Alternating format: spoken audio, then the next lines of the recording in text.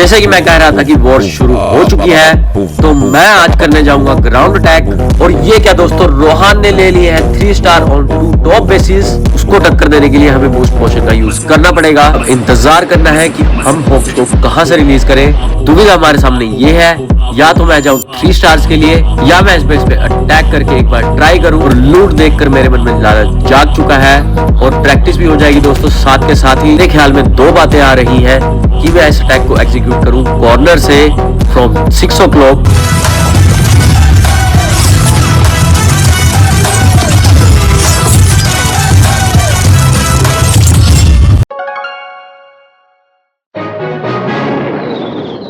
तो क्या हाल है दोस्तों, मैं आपका दोस्त प्रणव फिर आ गया हूं एक नई वीडियो के साथ। और आज से हमारे क्लैन में एक नई जंग की शुरुआत हो चुकी है दोस्तों। और आज ही हमारे क्लैन में मेंबर पूरे हो चुके हैं 50 के 50।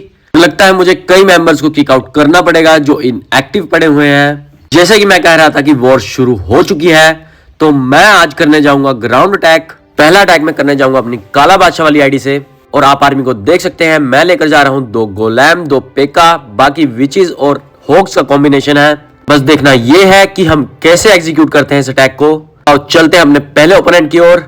और ये क्या दोस्तों, रोहान ने ले लिए हैं 3 स्टार ऑन 2 टॉप बेसिस। जैसे कि मैंने अपनी पिछली वीडियो में कहा था कि अगर ऊपर के 2 बेसिस क्लियर हो जाते हैं तो हमारे लिए हो जाएगी बिल्कुल ही आसानी। और अब इस वॉर को जीतने से हमें कोई भी नहीं रोक सकता है दोस्तों।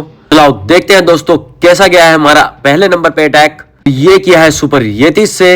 आपने मेरी पिछली वीडियो को देखा होगा तो आप एग्जीक्यूशन को समझ सकते हैं। और यहाँ थोड़ा बहुत एग्जीक्यूशन में चेंजेस लेकर आए हैं रोहान। यूज किया है आपने रॉयल चैंप का पहले ही, साथ ही यूज किया आपने भाले का भी। तो आप देख सकते हैं कितनी परफेक्शन से एक फनल निकाला है। साथ ही यूज किया आपने सुपर येतिस का एक माइनर से चेंज और भी किया है कि वार्डन में लेके गए हैं अपने रेग एबिलिटी को। अगर सच बात बोलूं तो मैंने इन्हीं से ही सीखा है इस अटैक को। परफेक्शन के लेवल को देख सकते हैं कि कितनी आसानी के साथ ये क्लियर करने जा रहे हैं TH-18 को। हमारे सारे ट्रूप्स पहुंच चुके हैं टाउन हॉल के नजदीक। और टाउन हॉल का गार्डियन कुछ भी नहीं उखाड़ पाया हमारी आर्मी का। अभी हमारे पास बची है 2 एबिलिटीज, जो कि बची हमारे किंग एंड क्वीन की। साथ ही रिवाइव दे दिया है हमारे रॉयल चैंप को भी। तो अभी हमारे पास पड़े हैं 3 रिवाइव स्पेल और मुझे नहीं लगता कि उनको यूज करने की जरूरत पड़ने वाली है दोस्तों। तो ऑलमोस्ट सारी आर्मी बची हुई है। अभी आप देख सकते हैं कि टोटम स्पेल भी पड़ा हुआ है। आप सोच सकते हैं कि सबका फोकस होने वाला है टोटम स्पेल के ऊपर। उतने में हमारी आर्मी अपना काम कर जाएगी। अभी मेरे चारों के चारों हीरोज जिंदा हैं। और आप डिस्ट्रक्शन के स्तर को देख सकते हैं कि कितनी आसानी के साथ TH-18 को क्लियर किया है हमारे रोहन ने। अभी हमारे पास बचे हुए हैं 2 revive spell. And I hope कि आपने कल की वीडियो को देखकर समझ लिया होगा कि इस अटैक को एग्जीक्यूट कैसे करना है और आपने प्रैक्टिस में लाना शुरू कर दिया होगा। और मैं भी इस वॉर में एग्जीक्यूट करने जाऊंगा इसी अटैकिंग पैटर्न से। पहले हम अटैक की शुरुआत करेंगे अपने काला बादशाह वाली आईडी से, जो कि है हमारी TH-12। यहाँ पहले हम यूज करेंगे अपनी एबिलिटी को, बूस्ट करेंगे अपनी आर्मी को, क्योंकि मेरी आर्मी जो है वो है TH-11 की। और सामने आया ओपोनेंट TH-12 मैक्स आउट। उसको टक्कर देने के लिए हमें बूस्ट पोशन का यूज करना पड़ेगा। और ये रहा आज का हमारा पहला ओपोनेंट। और आप देख सकते हैं कि ओपोनेंट का बेस ऑलमोस्ट मैक्स हो चुका है TH-12 लेवल पे। और इस पे मैं करने जाऊंगा ग्राउंड अटैक। अगर मैं एयर करता तो भी मैं आसानी के साथ 3 स्टार ले आता। ग्राउंड अटैक थोड़ा टेक्निकल होता है दोस्तों, लेकिन अब एग्जीक्यूशन में देखते हैं कि कैसे करना है इसको। तो जरा गौर फरमाइएगा कि मैं कैसे ट्रूप्स को यूज करने वाला हूं। और शुरू करते हैं इस अटैक को बिना किसी देरी के। पहले हम यूज करेंगे अपने अर्थक्वेक स्पेल का। अर्थक्वेक स्पेल को थोड़ा दूर में ही छोड़ेंगे क्योंकि हम लेकर आ रहे हैं लोग लॉन्चर को। वो वे निकाल ही देगा स्टार्टिंग में। आप देख सकते हैं कि बेस स्टार्टिंग में ओपन ही पड़ा हुआ है मिडिल से। हमारे ट्रूप्स को आसानी हो जाएगी कि कोर में आसानी से घुस जाए। आप देख सकते हैं कि मैंने कहां से लोग लॉन्चर को यूज किया है। साथ ही यूज किया मैंने अपने गोलैम्स का और उसी के साथ रिलीज किया अपने पेकास को। और पेकास को थोड़ा गोलैम से दूर ही छोड़िएगा क्योंकि हमारे ट्रूप्स को चाहिए होगा बेस, खास करके हमारे विजार्ड्स को। आप देख सकते हैं कि आसपास ना जाने के लिए ट्रूप्स के लिए हमने एक फनल बना लिया है। अब हम यूज करने वाले अपने रेग स्पेल का। जैसे हमारे ट्रूप्स थोड़ा अंदर आते हैं तो अब इंतजार करना है कि हम होक्स को कहां से रिलीज करें। कि जिस तरह को डिफेंस ज्यादा पड़ा होगा वहां से हम होक्स को रिलीज कर देंगे। और आप देख सकते हैं कि हमने आर्चर टावर की जगह से होक्स को रिलीज कर दिया है। और हम थोड़ा करेंगे इंतजार ताकि थोड़ा डिस्ट्रक्शन का सामना हमारे होक्स को करना पड़े। और यूज करेंगे अपने हीलिंग स्पेल का जहां डिफेंस का लेवल ज्यादा पड़ा हो। लेकिन पहले हमें यूज करना पड़ेगा अपने फ्री स्पेल का, क्योंकि वो हमारे किंग को डिस्ट्रॉय करने वाला था। जैसे हमारे होक्स आते हैं डिफेंस की रेंज में, वैसे यूज करूंगा मैं अपने हीलिंग स्पेल्स का। यहाँ आप डिस्ट्रक्शन के लेवल को देख सकते हैं। मेरे पास पड़ा हुआ है अभी एक हीलिंग स्पेल और भी, और अभी मुझे नहीं लगता कि हीलिंग स्पेल की जरूरत पड़ने वाली है दोस्तों। और यहाँ आर्चर क्वीन अकेले ही ले जाएगी हमारे टाउन हॉल को भी। अगर देखा जाए तो पहले हमारे पास एबिलिटी की ताकत नहीं होती थी, तो हमें थोड़ा होता था घाटा। एबिलिटी के साथ हम आसानी के साथ किसी भी बेस को कवर कर सकते हैं। यहाँ हमने यूज करी है लास्ट हीलिंग स्पेल को, ताकि मेरे होक्स को ज्यादा डैमेज का सामना ना करना पड़े, क्योंकि सामने खड़ा हुआ है हमारा वार्डन। वैसे तो जरूरत नहीं थी, लेकिन इस अटैक को जल्दी से निपटाना होगा हमें, कि जितनी जल्दी अटैक निपटेगा उतनी ही जल्दी हम लेकर जाएंगे अगले अटैक की ओर। और दूसरी ओर आप देख सकते हैं कि मेरे दोनों के दोनों पेका जिंदा है अभी, तो आप देख सकते हैं कि किस लेवल का अटैक हो चुका है यहाँ पर। एग्जीक्यूशन के बारे में आपको पता चल चुका होगा दोस्तों। जल्दी से बस इसे अपनी आर्मी में लेकर आए और एग्जीक्यूट करना शुरू कर दे। जितना आप एग्जीक्यूट करेंगे उतना यहाँ परफेक्ट होंगे इस अटैक को करने में। तो चलते हैं हम अपने नेक्स्ट ओपोनेंट की ओर, देखते हैं कि हमारा ओपोनेंट होने वाला है शायद से TH13। पहले हम कर लेते हैं अपनी आर्मी को फुल और यूज करते हैं क्लैन कैसल केक का। तो स्काउट करके देखते हैं ओपोनेंट के बेस को, हमें इस बेस पर अटैक करना चाहिए या नहीं। तो यहाँ आप ओपोनेंट के बेस को देख सकते हैं, ये तो हमारे किसी भी लायक नहीं है दोस्तों। ये भी बिल्कुल ही लो लेवल का है ये, लेकिन हाई लेवल का आ गया है हमारे सामने दोस्तों। लेकिन मुझे 100% यकीन है कि मैं इस बेस को नहीं क्लियर कर पाऊंगा, कि ओपोनेंट का बेस जो है और सारा डिफेंस जो है वो TH13 का मैं लेकर जाऊंगा अपने ट्रूप्स TH12 के। आज हमारे सामने खड़ी हो चुकी है एक दुविधा हमारे सामने ये है, या तो मैं जाऊं 3 स्टार्स के लिए, या मैं इस बेस पे अटैक करके एक बार ट्राई करूं कि शायद ये क्लियर हो जाए। लेकिन हम रिस्क बिल्कुल भी नहीं लेंगे, क्योंकि मुझे जाना है जीत की ओर। और मेरे पास पड़ी है बहुत सी आईडीज जो कि आसानी से इन बेसिस को उड़ा देंगी। तो बिना किसी रिस्क लिए हम यूज करते हैं अटैक का इसी बेस पर। आप सोच सकते हैं कि कितनी आसानी के साथ हम इस बेस को लेकर जाएंगे दोस्तों। तो शुरू करते हैं इस अटैक को और देखते हैं इसकी एग्जीक्यूशन को। लेकिन हल्के में मत लेना दोस्तों, क्योंकि सामने है TH14। अगर एग्जीक्यूशन में इसमें दिक्कत हुई तो हमारा ये अटैक फिर भी जा सकता है। एग्जीक्यूशन को जरूर देखें। यहाँ पहले हम यूज करेंगे अपने अर्थक्वेक स्पेल का, और मैंने इसे यूज किया टाउन हॉल के बिल्कुल नजदीक, ताकि मैं आसपास की सारी बिल्डिंग्स को थोड़ा डिस्ट्रक्शन दे सकूं। और यहाँ हमने यूज किया अपने गोलैम्स का, और साथ ही यूज किया लॉन्ग लॉन्चर का, और उसी के साथ रिलीज किया अपने पेकास को, और साथ में अपने विचेस को भी। और अब यूज करेंगे अपने हीरोज का फ्रॉम द मिडल। एंड जैसे ही हमारे ट्रूप्स एंटर होते हैं वैसे यूज करेंगे अपने रेग स्पेल का भी। फिर करेंगे अपने मौके का इंतजार और यूज करना है हमें हॉक्स को। मेजर हॉक्स जो है वो डिस्ट्रक्शन लेकर जाएंगे, आसानी से लेकर आएंगे 3 स्टार्स। और यहाँ मैंने थोड़ा जल्दी यूज किया है उनकी एबिलिटी का, ताकि मेरे ट्रूप्स बच जाए। और आप इस बात को समझ सकते हैं कि जितने ज्यादा ट्रूप्स बचेंगे उतना ही डिस्ट्रक्शन का लेवल बढ़ेगा। यहाँ मुझे लगता है हॉक्स को रिलीज करने का सही टाइम आ चुका है, कि हमारा जो मेजर डिफेंस है वो व्यस्त हो चुका है बाकी ट्रूप्स को डिस्ट्रॉय करने में। उतने में हॉक्स हमारा काम कर जाएंगे। लेकिन हाँ दोस्तों, यहाँ हमें हॉक्स को रिवाइव करना पड़ेगा अपने हीलिंग स्पेल से, और हीलिंग स्पेल का लगातार यूज करना पड़ेगा, क्योंकि सामने है TH14। और जब TH14 टूटता है तो आपको पता ही है उसमें से निकलता है पॉइजन, जिसने हमारे हॉक्स को डाउन कर ही दिया है ऑलमोस्ट, आप देख सकते हैं। और साथ ही यूज किया हमने किंग की एबिलिटी का भी। वैसे तो कोई दिक्कत की बात नहीं है, क्योंकि अभी हमारे पास पड़ा हुआ है फ्री स्पेल भी, लेकिन मैं उसका यूज शायद ही करूंगा। मेरे पास अभी तीनों के तीनों हीरोज बाकी हैं, क्योंकि आसानी के साथ ले जाएंगे इस अकेले स्कैटर शॉट को। और ये हमने जोड़ दिए हैं 3 और 3 6 स्टार अपने खेमे में। आप समझ सकते हैं इस आर्मी की अहमियत को। बस जल्दी से एग्जीक्यूशन में ले आइए दोस्तों, मचा दीजिए धमाल अपनी क्लासिक वॉर्स में। हाँ दोस्तों, आप इसे अपर टाउन हॉल में यूज कर सकते हैं, बस थोड़ा ट्रूप्स का हेर फेर करना होगा। लेकिन उस हेर फेर का भी आपको तभी पता चलेगा जब आप इसको एग्जीक्यूशन में लाएंगे, क्योंकि अटैक करते करते ही पता चलता है कि हमें क्या चेंजेस को लाना है। और जितना आप नॉर्मल अटैकिंग में इसको यूज करेंगे उतना ही आपके लिए फायदेमंद रहेगा। और मैं यहाँ अटैक करने जा रहा था साइबियो गेमिंग वाली आईडी से, लेकिन चलते चलते मुझे मिल गया है एक और ओपोनेंट, और लूट देखकर मेरे मन में लालच जाग चुका है। और प्रैक्टिस भी हो जाएगी दोस्तों साथ के साथ ही। और शुरू करते हैं इस अटैक को और प्रैक्टिस भी करते हैं। दूसरी बात ये भी है कि वॉर में अटैक करने से पहले थोड़े हाथ गर्म कर लिए जाए। यहाँ पहले हमने यूज किया अपने येती को, और दूसरे एंड से यूज करेंगे अपने सुपर येती को, और साथ ही यूज किया सुपर बारबेरियंस का भी। और जैसे ही हमारा फनल क्रिएट होता है वैसे ही हम यूज करेंगे बचे हुए अपने सुपर येतीज को।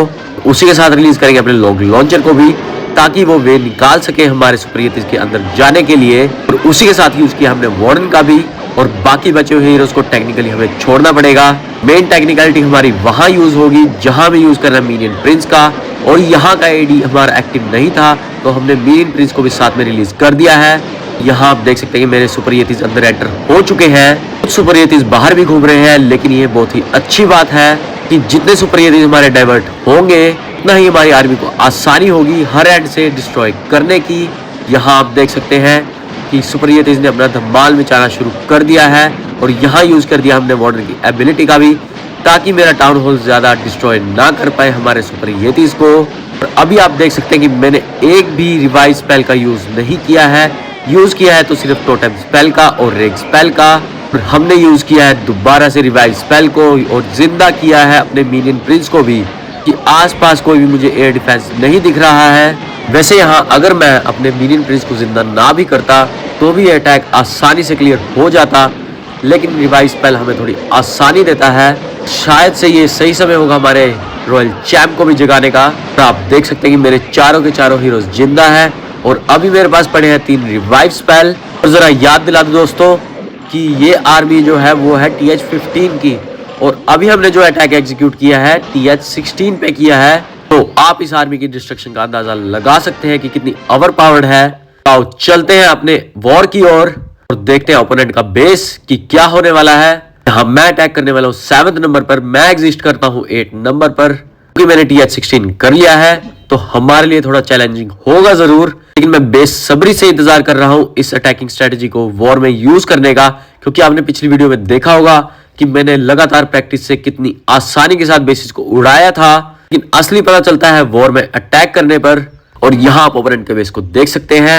मेरे ख्याल में 2 बातें आ रही हैं कि मैं इस अटैक को एग्जीक्यूट करूं कॉर्नर से फ्रॉम 6 o'clock, लेकिन दूसरी बात ये भी नजर आ रही है कि मुझे सुपर येतीज को फैलाना है, तो मैं इस अटैक को एग्जीक्यूट करूंगा from the middle, from the 6 o'clock and the 3 o'clock। Log launcher को थोड़ा टेक्निकल यूज करने वाला हूं। चलो आप देखते हैं इस अटैक को एग्जीक्यूट करके, क्योंकि दुविधा यहाँ एक नहीं है दोस्तों, कि मेरे मन में 2 बातें आ रही हैं कि मैं लॉग लॉन्चर से ही ईगल आर्टिलरी को ले जाऊं, लेकिन अगर मेरी आर्मी आसानी से बिखर जाती है सारे बेस में तो मुझे इस बात की दिक्कत नहीं लेनी पड़ेगी। मेरे मन में 2 विचार जरूर आ रहे हैं, लेकिन बेस्ट ऑफ द बेस्ट मुझे यही लग रहा है कि मैं लॉग लॉन्चर को मिडल से यूज करूं, क्योंकि कॉर्नर के अटैक में थोड़ा 50-50 चांस फिर भी रहता है, क्योंकि सुपर येतीज इकट्ठे ही हो जाते हैं। चलो इस अटैक को एग्जीक्यूट करके देखते हैं कि क्या बनता है। आप मेरी आर्मी को देख सकते हैं, जल्दी से कॉपी भी कर सकते हैं। और ये क्या दोस्तों, मेरे तो सुपर ट्रूप्स एक्टिव पड़े हुए हैं, लेकिन ऐसा क्यों शो हो रहा है मुझे समझ में नहीं आ रहा है। और जल्दी जल्दी में मैं कुछ भूल भी चुका था दोस्तों, मुझे बूस्ट करनी थी अपनी आर्मी, क्योंकि मेरे पास आर्मी पड़ी हुई है अभी TH-15 की। मैं वॉर में अपनी आर्मी को बूस्ट करके ही जाऊंगा, क्योंकि बिल्कुल भी रिस्क नहीं लेने का रे बाबा। यहाँ तो मेरे सुपर ट्रूप्स एक्टिव शो हो रहे हैं, लेकिन अटैकिंग करते के टाइम क्यों शो हो रहा है मुझे समझ में नहीं आ रहा है। क्योंकि अगर मेरे सारे ट्रूप्स ही गायब हो गए तो मेरी आर्मी के नाम पर मेरे पास कुछ भी नहीं बचेगा। जैसे ये नए अपडेट में आ रहा है आजकल, क्योंकि अगर अटैकिंग के टाइम हमारी आर्मी में कुछ भी मिस होता है तो हमें वो नोट में शो हो जाता है। लेकिन यहाँ आप देख सकते हैं कि मेरे सारे के सारे ट्रूप्स एक्टिव पड़े हुए हैं, वो भी 1.5 दिन के लिए। तो मुझे लगता है सिर्फ ये अलर्ट नोट था हमारे लिए, और यहाँ हमने बूस्ट कर लिया अपनी आर्मी को। लाओ चलते हैं ओपोनेंट की बेस की ओर और निहार लेते हैं एक बार और आप आर्मी को देख सकते हैं कि कंप्लीट हो चुकी है हमारी। यहाँ हमने 8 अटैक में ले लिए हैं 20 स्टार्स। जैसे अगर आज आपने नोटिस किया हो तो आज हमारा फ्रंटियर का रोल थोड़ा सूट बैठ रहा है, कि हम लगातार लेकर आ रहे हैं 3 स्टार ओपोनेंट के बेसिस पर बिना किसी रिस्क के। यहाँ मैंने डिसाइड कर लिया है कि मैं अटैक को मिडल से शुरू करने वाला हूँ, ना कि कॉर्नर से। मैं बिखेरने वाला हूँ अपने सुपर येतीज को पूरे के पूरे बेस में। यहाँ हम टेक्निकल यूज करेंगे अपने मीनियन प्रिंस का। पहले हम डिस्ट्रॉय करेंगे अपने आसपास के पड़े हुए एयर डिफेंसेस को। चलो आओ शुरू करते हैं और एग्जीक्यूट करते हैं इस अटैक को। यहाँ रिस्क लग रहा है इस नोट को लेके मुझे बहुत ज्यादा, लेकिन अटैक के टाइम ही पता चलेगा। इस अटैक को शुरू करते हैं लेके प्रभु का नाम। पहले यूज करते हैं अपने येतीज का फ्रॉम द कॉर्नर्स। पहले यूज करेंगे अपने येती का फ्रॉम 3 o'clock, दूसरे येती का यूज करेंगे अपने 6 o'clock से, और साथ ही यूज करेंगे अपने बारबेरियन का भी, ताकि वो एक फनल क्रिएट कर सके हमारे आने वाले सुपर येतीज के लिए। यहाँ आप देख सकते हैं कि साइड वाली बिल्डिंग टूटनी शुरू हो चुकी है, तो मुझे लगता है ये सही टाइम होगा बाकी सुपर येतीज को रिलीज करने का। और साथ ही यूज किया हमने लॉग लॉन्चर को फ्रॉम द मिडल, और साथ ही रिलीज किया हमने वॉरन को भी, बचे हुए अपने हीरोज को। यहाँ हमें इंतजार करना होगा अपने एयर डिफेंस को टूटने का, और साथ ही यूज किया हमने रेग स्पेल को, ताकि हमारे सुपर येतीस जल्दी से जल्दी डिस्ट्रॉय कर सके हमारे बेस को। यहाँ लॉन्ग लॉन्चर थोड़ा जल्दी खुल जाएगा, लेकिन उसने अपना काम कर दिया है और वॉल्स आप देख सकते हैं कि आसानी से तोड़ दी गई है। और मुझे लगता है कि ये सही टाइम होगा हमारे मीन प्रिंस के रिलीज होने का भी, कि उसके आसपास कोई भी एयर डिफेंस नहीं पड़ा हुआ है, तो ज्यादा से ज्यादा डिस्ट्रक्शन को ले आएगा। और साथ ही यूज करते हैं मेरे रॉयल चैंप की एबिलिटी का भी, ताकि मैं तोड़ दूं आसपास के डिफेंस को आसानी के साथ। साथ ही यूज करता हूं अपने इनविजिबिलिटी स्पेल को भी, ताकि हमारे रॉयल चैंप को थोड़ा वे मिल जाए और थोड़ा टाइम भी मिल जाए। कि उसके बाद हमारे पास है फियोनिक्स की एबिलिटी, जो कि हमारे डिफेंस को आसानी से क्लियर कर देगी। अगर आपने नोटिस किया हो तो अभी तक मुझे एक भी रिवाइव स्पेल का यूज नहीं करना पड़ा है दोस्तों। और आप डिफेंस का स्तर देख सकते हैं कि गिर चुका है बिल्कुल ही। तो यहाँ मेरा मन कर रहा है कि मैं एक भी रिवाइव स्पेल को यूज ना करूं और ये आसानी के साथ क्लियर हो जाएगा, क्योंकि मेरी क्वीन की एबिलिटी भी बची हुई है। तो सच सच बताना दोस्तों, कैसी लगी आपको ये आर्मी। यहाँ मैंने यूज कर दिया अपने रिवाइव स्पेल का, क्योंकि मैं निपटाना चाहता हूँ इस अटैक को जल्दी से जल्दी। दोस्तों आप इस आर्मी की पावर को जान सकते हैं, पहचान सकते हैं इसको एग्जीक्यूट करने के बाद, क्योंकि पहले आपने रोहान के अटैक को भी देखा था और लास्ट में भी आप इस अटैक को देख सकते हैं, जो कि मैंने एग्जीक्यूट किया है after so much of practice. यहाँ हमने फिर से आसानी के साथ जोड़ ली है 3 स्टार्स। मुझे अपने पर गर्व हो रहा है इतनी ज्यादा प्रैक्टिस करने के बाद, कि मैंने इतनी आसानी के साथ ओपोनेंट के बेस को तोड़ दिया है। चलो चलते हैं हम अपने नेक्स्ट ओपोनेंट की ओर और देख लेते हैं ओपोनेंट के बेस को। और ये रहा हमारा अगला ओपोनेंट, जो कि होने वाला है TH17 बेस। लेकिन मैं इस अटैक को एग्जीक्यूट करूंगा थोड़ी देर के बाद, क्योंकि अभी टॉप मेंबर्स के अटैक पड़े हुए हैं। पहले वो एग्जीक्यूट करेंगे इस अटैक को, फिर उनके कवर अप में मैं अटैक करूंगा, लेकर आऊंगा आप सबके सामने रिजल्ट को। और आप हमारे 5वें ओपोनेंट को देख सकते हैं, ये थोड़ा ओवरपावर्ड लग रहा है, लेकिन हम 6th पर ही निगाह टिकाए हुए हैं। दोस्तों बने रहिएगा, मैं कल आपके लिए अटैक लाऊंगा अपना दूसरा। आई होप कि आपको आज की वीडियो बहुत पसंद आई होगी और नई आपको अटैकिंग स्ट्रेटेजी के बारे में जानने को मिला होगा। और आज की वीडियो में हमने सीखी है 2 अटैकिंग स्ट्रेटेजीज। जल्दी से एग्जीक्यूट करना शुरू कर दो दोस्तों। मैं आपके लिए ऐसी मजेदार वीडियो लाता रहूंगा। बस आपको मेरा एक काम करना है, प्लीज उस लाल बटन को दबा दो और सब्सक्राइब कर दो इस चैनल को। और अगर आपको ये वीडियो पसंद आया हो तो प्लीज लाइक। और अगर आपको इस वीडियो में पड़ी हुई स्ट्रेटेजीज अपने दोस्तों को बतानी है तो जल्दी से शेयर कर दो इस वीडियो को अपने दोस्तों को। जितनी जल्दी आप शेयर करेंगे उतना ही जल्दी अपने दोस्तों को पता चलेगा नई नई स्ट्रेटेजीज के बारे में। बस फटाफट मेरे ये 3 काम कर दो। कल की वीडियो की तैयारी करने जा रहा हूं, बस काम है तो आपका जल्दी से निपटा दो इस काम को, क्योंकि कल का काम मैं निपटाने जा रहा हूं। तो बाय बाय दोस्तों, मिलते हैं कल की वीडियो में। जय हिंद दोस्तों।